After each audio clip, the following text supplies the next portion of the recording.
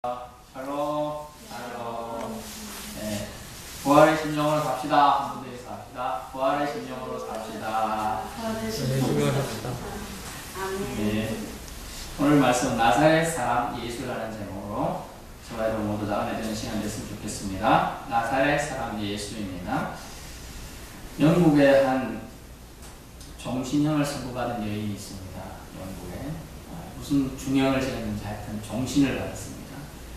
우리가 알고 있는 평생 동안 감옥에 있었던 사람들 있잖아요. 방아쪽을 훔쳐먹다가 누구업에 그래서 그런 애 있었는데 영국의 한 종신형 중고한 여인이 이제 감옥에서 살다가 누군가의 전도를 받고 예수님을 믿게 되었어요. 그러다 보니 세상이 이제 다르게 보이는 거죠. 감옥 창살 속에 들어오는 햇살, 새들이 지르는 소리 다 듣고서 이제 하나님을 찬양하게 되고 예수님을 믿게 되었습니다. 그전에는 예수가 누군지 아무 상관이 없던 사람이 예수가 나의 주 나를 고백하게 되고 그 다음에 찬양을 드리게 됐습니다. 그러면서 그가 그 감옥에서 시를 썼어요. 여호와 하나님은 위대하시다. 저 새들과 같이 나는 바깥에 나가지는 못하지만 이곳에서는 나는 하나님을 찬양할 수 있으니 정말 너무나 감사합니다. 예전에는 나는 하나님께 감사를 드리지 못하고 찬양도 한 적도 없지만 오늘은 찬양 10번 하고 또 내일은 100번 할 것이다. 이렇게 하고 자면서도 찬양, 눈 뜨자마자 찬양 이런 하는 삶을 살게 된 자신을 시로 나타냈다는 거죠. 그 시가 이제 기록돼서 영국에 기록됐습니다. 민담으로 내려온다고 하는데요. 오늘 얘기를 하는 것은 어떤 사람 감옥에 있으면 어떻게 생각해요? 이제 나는 끝이다. 종신인 거예요. 죽을 동안 그 감옥에 갇혀 있는 거예요. 아무 희망이 없을 그때 그는 예수님을 만나서 하루하루가 주님과의 대화를 하고 감옥 속에서도 시도 쓰고 찬양도 하고 할 수 있는 얼마나 감사했다는 거죠. 우리가 감옥 속에서 유명한 일화를 하는 사람이 많지 않습니까? 우리나라 위인 중에는 이육사 선생님 그리고 윤동주 시인들 많이 있죠. 그래서 분들이 감옥에서 또 위대한 일들을 하고 그 속에서 남긴 말들 얼마나 우리 민족의 귀감이 되는지 모릅니다. 또한 인생의 암흑기를 하고 표현한다면 어거스틴이라는 사람이 있습니다. 그는 참회록을 써서 고백록이라고 하는데 수많은 사람들에게 그 삶 자체가 감동이 되었어요. 얼마나 그 어머니 모니카가 준 교훈들 안 되고 무시하다가 그랑방탕하게 살던 그가 고백하고 주님을 진심으로 만나고 통하여 정말 멋진 삶을 살게 되었죠. 또한 우리나라 조선시대 인물로 정약용이라는 사람이 있습니다. 그 감옥, 유배 생활하는 동안에 수많은 책을 써갖고 우리 민족의 또 조선시대의 큰 인물들로 우리에게 남겨주고 있지 않습니까? 어떤 사람을 보기에 이제 끝났다, 내 인생 여기서 종쳤구나 이렇게 생각할 시기에 그 시기를 어떻게 사용하느냐에 따라서 아주 큰 인물이 될 수도 있는 것입니다. 예언대로 인자는 갑니다. 예언대로. 오늘 본문 말씀 속에서는 어두운 시절, 어려울 때 어떻게 지내느냐. 누구나 그런 시절은 다 올 수 있습니다. 예수 믿으면 좋아요. 예수 믿으면 복 받아요. 이렇게만 듣고 믿음 생활한 사람은 예수 믿고 나쁜 일 생기고 복이 안 생기면 어떻게 되죠? 실망하고 실족하고 심지어 예수도 안 믿겠다 거부할 수도 있어요. 하지만 그런 시기는 누구나 올 수 있어요. 또 누구에게나 나도 믿음 생활 아침 기도가 열심히 했는데 직장 가다가 사고 다칠 수도 있는 거예요. 이제 그런 상황 속에 어떻게 그것을 믿음으로 극복해내느냐가 중요하다. 오늘 본문 말씀 속에 어둠의 시기를 통과하고 있는 한 명이 나옵니다. 우리가 마태복음 누구를 위하여 써준 책이라고 했습니까? 유대인들을 위하여 써져 있습니다. 그래서 유대인들을 위한 미술로 기술되어 있습니다. 그래서 요셉 중심으로 써져 있죠. 오늘 본문 말씀 속에 주의 사자가 누구에게 나타났어요? 요셉에게 현명하여 이르되 요셉 중심으로 써져 있습니다. 요셉은 어땠습니까? 우리가 지난주에 본 걸로는 애굽으로 도망가라 피신이라는 또 현몽에 나타나서 주의 사자의 말에 따라서 피난했잖아요. 그리고 하루 이틀 있으면 될 줄 알았어요. 심지어 한 달이면 되겠지, 6개월이면 되겠지 이렇게 생각하실 수 있어요. 그런데 어떻게 했어요? 1년이 가고 지나가도 아무 반응이 없는 거야. 그럼 어떻게 해요? 어떤 사람이 이제 하나님이 우리에게서 떠났나 보다 이렇게 생각하고 실망의 어둠의 터널을 통과해야 될 수도 있어요. 그런데 요셉은 꾸준히 아무 우리가 오늘 정확하게 서술이 안 되어 있지만 꾸준히 하나님과의 교통을 하고 있었던 것으로 분명합니다. 그래서 죽은 후에 주의 사자가 애굽에서 요셉에게 현몽을 바로 죽자마자 주의 사자라고 오늘 표현되어 있지만 영어 성경에는 Angels of the Lord라고 되어 있어요. 주님의 천사가 영어로는 애굽에서 요셉에게 나타나서 직접 말합니다. 그 나타나면 또 지난번에도 말씀드렸지만 꿈이잖아요. 꿈. 개꿈으로 읽을 수도 있다는 거예요. 그런데 그거는 꿈을 주님이 뜻을 주신 것이다라고 확실한 메시지를 받았습니다. 그래서 바로 어떻게 했습니까? 일어나. 바로 일어나. 요셉이 아주 좋은 점 뭡니까? 순종을 아주 잘해요. 말하자마자 그냥 바로 일어납니다. 지난주에도 어떻게 했어요? 바로 일어났죠. 한밤중에. 저 자다가 내일 아침에 갈게요. 이렇게 안 하고 바로 일어나서 그냥 요셉의 길을 떠났습니다. 오늘 동일하게 일어나 아기와 그 어머니 데리고 오늘 말씀 잘 보세요. 아기와 그 어머니예요. 아기와 그의 아내 마리아를 데리고 아니에요. 어머니예요. 모친을 더 강조되고 있어요. 아내의 위치보다 모친을 더 강조하면서 아기가 예수님을 더 세워주기 위해서 또 모친을 또 세워주고 있는 부분입니다. 그래 이스라엘 땅으로 가라. 아기 목숨자들이 죽었느니라 라고 20절에 기술되어 있습니다. 첫 번째 오늘 말씀 나사렛 사람 예수가 성경 예언대로 성취되기 위해서 첫 번째 주님의 사자가 요셉에게 지시하심을 있었습니다. 본문에 나옵니다. 지시하셨어요. 애고로 피신한 요셉은 주님의 사자 천사가 다른 지시가 있을 때까지 거기 머물러야만 했습니다. 그 시간이 하루 이틀도 아니고 10일도 아니고 30일도 아니고 100일도 아니고 무려 엄청난 시간이 지났죠. 그 시간이 지난 시점까지 그는 머물러야 했는데 아무 반응 없는 하나님에게 무심하다고 원망도 하지 않았고 그런 언급도 하나도 없습니다. 그는 그 인내를 함으로 통하여 그 어둠의 터널 암흑의 시기를 통과하고 있는 거예요. 왜냐하면 거기는 자기 땅이 아니잖아요. 자기 살던 동네가 아니에요. 낯선 사람들 속에 섞여 살아야 이방인으로 섞여 살아야 돼요. 심한 학대도 받았을 수 있고요. 음식들이 안 맞아서 몸이 안 좋았을 수도 있었습니다. 하지만 그는 그것을 다 감내하고 있습니다. 여기서 우리는 주님을 우리의 마음과 삶의 주인으로 모시고 사는 성도들도 오늘 요셉처럼 이런 반응을 해야 한다는 것입니다. 스스로 원하는 일이 아니라 그분이 원하고 그분이 지시하는 일을 해야 한다는 것이죠. 자신의 의지에 따라서 행동하지 말고 그분의 뜻을 따라서 살도록 해야 올바르게 사는 것이라고 요셉의 삶을 통해 우리는 비추어 볼 수가 있습니다. 요셉은 낯선 곳의 생활에 불편을 많이 느꼈을 것입니다. 고향에도 가고 싶었을 것이고요. 친구도 보고 싶었을 것이고 부모님도 친척도 보고 싶었을 것입니다. 하지만 주님의 명령과 주님의 뜻을 이 모든 것을 절제하며 인내했다는 것이 우리가 본받아야 할 점이라고 생각합니다. 우리도 주님의 사자가 나타났을 때 그것을 주님의 사자로 인정해야 되죠. 무슨 헛소리 이렇게 하지 않고요. 이것을 순종함으로 받았다는 것입니다. 우리도 즉각적으로 주님의 뜻을 알아볼 수 있는 결국은 뭐냐니까 요셉이 그렇게 즉각적으로 순종할 수 있었다는 것은 긴밀하게 하나님과 관계가 계속 밀밀되고 있었다는 거죠. 하루 이틀 3일이면 포기할 수 있었지만 30일이 지나도 100일이 지나도 몇백일이 지나도 포기하지 않고 하나님이 분명히 나를 찾아오실 것이다. 분명히 하나님 나를 권면하실 것이다. 하나님 나를 분명히 인도해 주실 것이라는 걸 믿었다는 거죠. 그 믿음이 그를 세우게 되는 것입니다. 그래서 그는 하나님 원하는 그 시기가 되자 직접 주님 천사가 찾아와서 늘 대적하는 자가 죽었으니까 이제는 이스라엘 땅으로 돌아가라는 음성을 듣게 되는 것이죠.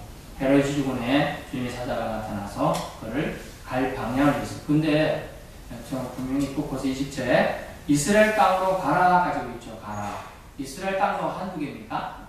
유대 땅도 있고 서불론 땅도 있고 오늘 본문에 등장하는 어디입니까? 나사렛 땅도 있고 갈릴리도 있고 많아요. 그즉 12지파가 살던 집 다 다르잖아요.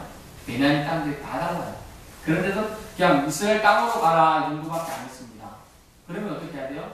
이스라엘 땅으로 가라는 얘기는 정확한 지명이 아니잖아요. 어떻게 가라는 정확하게 지시해 준 게 없어요.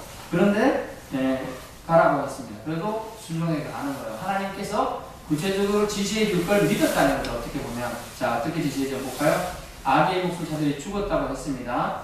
21절에 요셉이 일어나서 지금 대문을 데리고 이스라엘 땅으로 들어갔다고 나와 있습니다. 그런데 22절에 보면 그러나라고 되면서 반절이 있습니다. 그러니까 아켈라오가 그의 아버지 헤롯을 이어 유대 임금됨을 듣고 아켈라오도 헤롯만큼은 아니지만 상당히 포악한 왕이었다고 합니다. 폭전을 해냈다고 합니다. 그래서 유대 임금됨을 듣고 지금 거기로 가기를 무서워하더니 이스라엘 땅으로 들어가라까지 들어가 있어서요. 그는 들어가려고 했어요. 그죠? 들어가려고 했잖아요. 딱 입구까지 왔는데 아마 들어갔을 수도 있어요. 근데 헤롯이 이유된 거고 자기가 지금 어떻게 돼요? 아마 본능적으로 요셉은 뭘 느꼈습니까? 두려움을 느끼고 무서웠어요. 그래서 이걸 피하고 싶었어요. 자, 하나님이 이런 방법을 제시했잖아요. 가라고 했으면 가야 되잖아요. 근데 지금 멈췄어요. 저 같으면 제가 하나님 입장에 이 자식 가라면 가야지 왜 안 가? 이럴 것 같은데 예, 하나님은 다시 천사를 통하여 잘 보세요. 예. 그 길을 무서워하니까 꿈에 지시하심을 받아 갈릴리 지방으로 떠나가라고 해서 또 천사가 나타나 또 지시해 줍니다. 이 방향으로 가라고 얘기를 해주고 있는 거예요. 얼마나 섬세하신 하나님을 만나는지 몰라요. 강권적인 하나님이 아니에요. 가라고 명령했지만 수정해야 될 때 있을 때는 그 사람 심령의 상태를 보고서 수정도 하신다는 거예요. 얼마나 하나님께서 선하시고 좋으신 분인 줄 알 수가 있겠죠. 그냥 대표로 가라고 아니고 하나님께서 왜 그러셨냐 하면 인간의 목숨과 인간의 생각을 아주 존중하십니다. 그래서 아주 민감하게 우리의 필요를 채워주시는 거예요. 무서워 떨고 뻔한데 또 가서 해코지도 않고 뻔한데 그런 느끼고 있는 사람한테 지금 애굽이 뭡니까? 차라리 애굽이 더 안전할 수 있잖아요. 그래 따지면 거기서는 그래도 건 2년간 있었다고 그러는데 해코지 받지 않고 뭐 사람들 핍박이나 뭐 조롱과 멸시를 받는 것도 몰라도 목숨이 위태롭지 않았어요. 그런데 지금 들어가는 지정에 헤롯만큼 악독한 왕이 있다 그러니까 또 해코지 당해 죽을 수도 있잖아요. 그것을 알고 그의 목숨을 존중히 여겨서 꿈에 다시 지시함을 받아 갈릴리 지방으로 떠나기까지 주님은 세밀하게 인도해 주신다는 걸 알 수가 있습니다. 그러므로서 우리는 주님이 찾아가 요셉에게 지시하신 그 섬세하심을 나타낼 수가 있어요.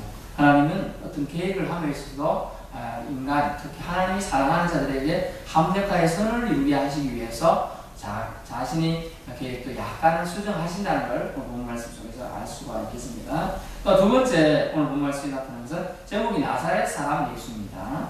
그래서 두 번째 나사렛에 가서 거주하시는 부분이 나오는 23절입니다. 나사렛이란 동네에 가면 원래 단어는 나자렛 예수입니다. 나자렛 지저스, 나자렛 예수라 찬양이 있잖아요. 동네에 가서 사니 이는 선제로 하신 말씀에 나사렛 사람이라 친하게 하심을 이루려 하심이라. 아멘. 자, 누가복음 1장 26절 성경 부분을 살짝 손에 잡고요. 누가복음 1장 26절 찾아보세요. 누가복음 1장 26절입니다. 86조 여섯째 달에 천사 가브리엘이 하나님이 보내심을 받아 갈릴리 나사렛 동네에 가서 27절 다윗의 자손 요셉이라는 사람과 약혼한 처녀에게 이르니 그 처녀 이름 마리아라. 아멘. 자, 무슨 말인지 설명해 드리겠습니다. 나사렛으로 가는 길도 주님께서 인도해 주셨죠. 그리고 나사렛이 뭐냐? 예, 주님을 잉태한 마리아가 지금 살던 동네의 힘을 느끼잖아요. 예, 그렇게 나오지 않습니까? 27절 다윗의 자손 요셉이라는 사람과 약혼한 처녀에게 이르니 그 처녀는 마리아인데 그 어떤 동네냐? 갈릴리 나사렛 동네에 있다. 잉태할 때 무슨 이유인지 모르지만 마리아가 지금 갈릴리에 있어요. 잉태했을 때. 그러면서 그 갈릴리는 그러면 어떻게 해요? 예수님이 잉태한 동네니까 잉태하고 있던 동네, 잉태하고 있을 때 거처했던 동네니까 좀 친숙하잖아요. 마음 심리적으로 평안을 줄 수 있는 곳으로 하나님이 가라고 지시하고 있는 거예요. 이것도 하나님의 섬세한 배려입니다. 요셉은 주님의 의도를 따라서 그래서 행동하게 됩니다. 주님의 사랑은 주님의 지시를 따를 때 주님의 뜻을 온전히 성취한다는 걸 믿으실 수 있게 바랍니다. 마태는 이 모든 것이 선지자로 하신 말씀을 이루려 함이라고 합니다. 그 말씀 속에 그 밑에 우리가 잘 보세요. 23절에 나사렛 사람 앞에 디귿인가 뭐 글자 있는 거 보입니까? 표 같은 거 안 돼 있어요? 있죠? 그것을 보면 디귿이 되어 있는 사람도 있고 영어로 이로 되어 있는 사람도 있어요. 거기 주가 뭐라고 되어 있어요? 밑에 보면 11장 1절 이사야 11장 1절을 찾아보세요.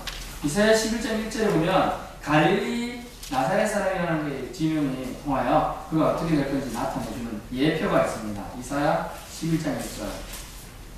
목사님 그 찾아보니 그런 거 없는데요. 예. 같이 보시. 11장 1절. 구약 979쪽입니다. 구약 979쪽 같이 읽겠습니다. 시작. 이 세 줄기에서 한 싹이 나며 그 풀에서 한 가지가 나서 결실할 것이요. 아멘. 아무리 봐도 여기 뭐 나사렛 근처란 말도 없는데요. 없어요. 근데 우리 번역이나 우리 성경에는 이렇게 돼 있어요. 한 가지가 나서 이렇게 돼 있어요. 근데 이 원문 히브리에는 가지라는 단어가 나사렛으로 나와요. 원문에서는 가지가 나사렛. 나사렛이라는 말은 또 성이라는 단어예요. 어떤 성이다. 우리가 아직 성과 알죠. 성과 그런 어떤 지역을 나타내요. 그런 단어 명칭을 나타내요. 그래서 한 가지가 그 나타나면 여기 한 나사렛이 나서 결실할 것이라는 것을 예표해주고 있다는 것입니다. 그래서 하나님은 이 모든 것이 선지자로 하신 말씀을 이루는 아주 말씀대로 되고 있다. 그래서 좀 전에 제일 먼저 말씀드렸죠. 예언된 대로 인자는 간다라는 거죠. 예언된 대로 처음에 나사렛 예수가 어디서 태어났습니까? 베들레헴. 그 다음에 어디로 갔어요? 애굽. 왜냐하면 애굽에서 불러내리라는 게 호세아 6장 12절이 있거든요. 그 다음에 지금 어디로 불러냈어요? 다시 나사렛 지역으로 다시 불러. 그게 다 예언대로 얘기하기 때문에 주님은 아기지만 지금 부모의 품에 남겨서 이동되고 있는 과정입니다. 주님 안에서 여러분 잘 생각해요. 주님 안에서는 절대로 우연이란 없습니다. 집사님과 우리가 만난 거, 저희가 이곳에 우리 주님 교회 세운 거 절대 우연이 아니라는 거죠. 예. 절대로 주님 안에서는 우연이 없습니다. 하나님의 계획 안에서 모두 다 필연인 것입니다. 믿으실 수 있기 바랍니다. 다 필연이에요. 세상 사람들 생각하기에 뭐 진짜 우연이 짙은데 참 운 좋다. 근데 하나님 안에서는 절대로 우연이 없고요. 다 필연인 것입니다. 그래서 이 나사렛이라는 말을 왜 나사렛 예수라 평을 하느냐 하면요. 나사렛의 뜻이 뭐냐면 이 나사렛은 원래 단어 뜻이 존경할 것 한 개도 없다. 결국 멸시받는다 이런 뜻이에요. 멸시받는 동네라는 뜻이에요. 결국은 나사렛 예수라는 말은 아주 천한 지역에 살던 예수가 아니냐. 거기에서 뭐 본받을 것이 나겠느냐 라고 이제 니고데모나 여러 사람들이 나타났을 때 말했잖아요. 무슨 나사렛에서 무슨 선한 것이 나겠느냐 라고 말한 것처럼 존경할 것이 없다는 것도 되고 멸시받는 사람이 되고 하지만 그런 나사렛은 구분된 곳이겠어요. 사실은. 그래서 좀 전에 말한 것 정정하겠습니다. 호세아 6장 11절이 아니고 호세아 11장 1절이거든요. 11장 1절에서 우로서 불러냈다는 말이 있습니다. 자, 그리고 우리가 주님 안에서는 우연이 없다고 했고 하나님께 의해서 모두 다 필연입니다. 오늘의 교훈은 두 가지가 내려볼 수 있겠습니다. 두 가지를 하나님 주셨는데 첫 번째 뭐냐면 주님이 인도하심 따라 움직여야 한다. 주님이 인도하심 따라 움직여야 한다. 왜냐하면요, 우리가 저쪽 블레셋과의 전쟁을 하고 있었죠. 다윗. 예? 다윗도 전쟁했죠. 버전의 전쟁하는 왕이 누굽니까? 사울왕입니다. 사울왕이 전쟁하고 있을 때 사무엘이 와서 제사를 드려야 됩니다. 원래 제사장이 와서 제사를 드리고 전쟁을 하고 막 이렇게 했습니다. 옛날에는. 근데 아무리 기다려도 안 와요. 그래서 어떻게 했어요? 사울왕이 자신이 정박과 잡고 제사를 드려요. 주님이 인도하시면 기다려야 됐어요. 그대로 기다렸다면 사울왕에 의한 족구가 계속 쓰여질 수 있습니다.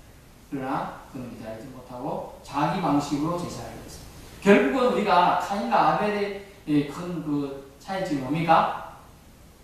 정확하게 성경이 안 나오지만 하나님 기뻐하시는 제사를 드렸느냐 아니냐로 구분하고 있잖아요.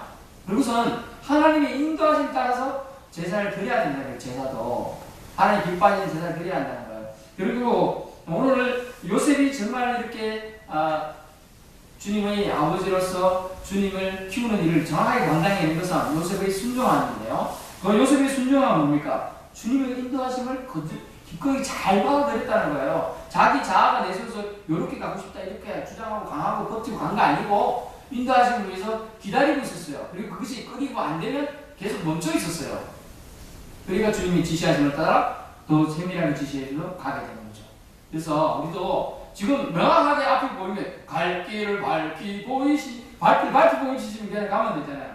근데 보여주지 않고 막막할 때 어떻게 되냐? 기다려야 한다는 거죠. 우리는 첫 번째 교훈은 주님의 인도하심을 기다릴 때 우리가 주님의 인도하심을 받을 수가 있다. 믿으실 수 있게 바랍니다. 두 번째는 우연은 없답니다. 오늘 우연은 절대로 없다. 자, 주님께서 말씀하시는 것은 무엇입니까? 무엇이에요? 뭐냐면 주의 사자가 여기서 현범하에 나타나는 것도 절대로 이건 우연이 아니다. 주님이 지금 뭐라고 표현되어 있으면 헤롯이 죽음이라고 그랬어요. 주님은 그 헤롯이 죽기를 기다리고 계셨어요. 물론 주님이 충을 보내서 벌레가 먹어서 헤롯이 죽었다고 나오지 않습니까? 다른 복음서에 동일하게 주님이 때가 될 때까지 기다리고 있는 거예요. 그 우연이 아니고 필연이 되기 위해서 기다리고 있는 거예요. 그리고 아켈라오가 등장해서 헤롯처럼 폭정을 행한다는 것을 듣게 한 건 뭡니까? 이것도 주님이 계획하신 필연입니다. 만약 여기서 그냥 들어갔으면 나사렛 예수라는 명칭이 안 나오겠죠. 그래서 주님이 예언을 선지하면서 그래 하셨다는 거. 그래서 오늘의 교훈은 주님의 인도하심을 기다려야 된다. 그래야 인도함을 받을 수 있다. 두 번째가 주님 안에서는 절대로 우연은 없다. 저와 여러분 모두 다 주님의 인도하심을 따라서 정말 하나님이 계획하신 안에서 거하시기를 예수님으로 축원합니다. 기도하겠습니다. 여호와 샬롬.